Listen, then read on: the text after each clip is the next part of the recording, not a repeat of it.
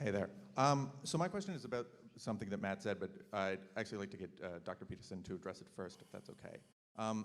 So Matt, you said that some people are not willing to put in the work of developing sort of their own moral system, and they like turn to religion to free them from the burden of that thought. But doesn't it make sense on some level to view religion as like an archival system that holds truth? Like if we abandon that, are we not then just in a place where everyone is forced to invent their own morality for themselves throughout their life, and then like a baby born has to try to achieve that again? Like that No. seems like, from an operative level, just an impossible system to set up that would ever get you anywhere. So I'm just wondering how you would resolve that conflict. That was Nietzsche's critique, essentially. Well, I'm not trying to set up the system. I think the system's already set up. So my goal is not to rid the world of religion. That's just a fortunate side effect from my goals. My goal is to have the best understanding of reality that I can, and for other people to do so as well. Now, when I talk about religion, there are things within religious histories, within religious teachings that are passed down, which are true and good and useful. And there's no reason to think that any of those things would go away if we stopped believing in a God, because they are true and good and useful whether there is a God or not. If the thing that we're worried about is, and I've asked people before, and I apologize if anybody's bothered by this, but there are people who are like, oh, if you don't believe in a God, what keeps you from running around raping and killing people? And I was like, so if you became convinced today that your belief in God was unfounded and you were forced by reason to give it up, would you run around and start doing that? And there are people who will say yes, and I hopefully, optimistically don't believe them, but we know that there are people who do that.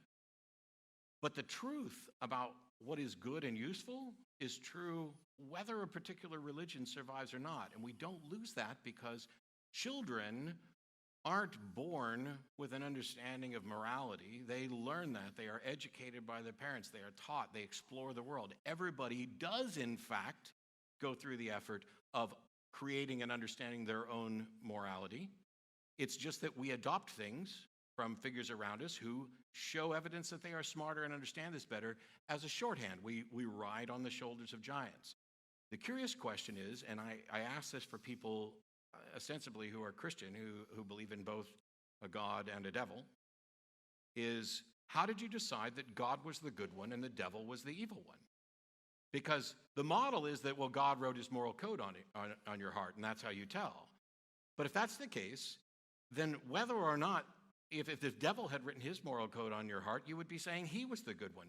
The truth is, you are using your internal, personal, subjective assessments to determine that God is the good one, or this religion is the right one, or the First Baptist Church got it right, or the Second Baptist Church got it right, or this is the preacher we should hire. This is what we do. And I don't see much value in worrying about, oh, is it all going to go away, when it's clear it doesn't, because secular individuals are no more immoral or criminal-minded than anybody else. In fact, there may be some cases to show that we're less. But in this society, they are no more criminally minded. Like, we have a religious foundation, right? Like, I wouldn't go around like raping and pillaging if I abandoned God, but there were societies that did when they didn't have that structure. So how do you resolve that? I'm not saying that religious authorities haven't been useful. It's just that what I hear from some people is that we should keep this because of that particular usefulness, because they fear what will happen otherwise, because what they've seen in the past. And I don't buy that, because that boils down to saying, I may not need religion, but you people do. And that is far too arrogant for me to ever adopt as a position.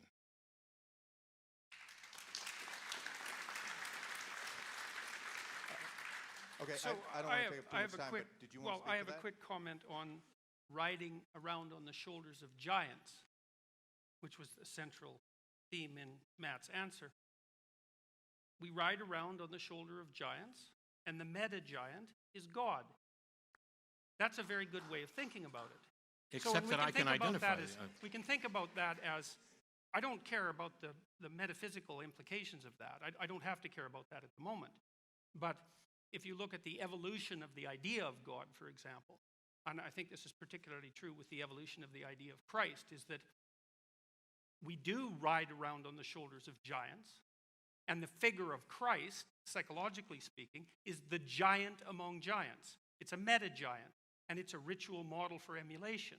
And the ritual model is something like, pick up your damn suffering and bear it nobly, which is a metaphysical statement in some sense that lies at the bottom of the ethic even that Matt is presenting.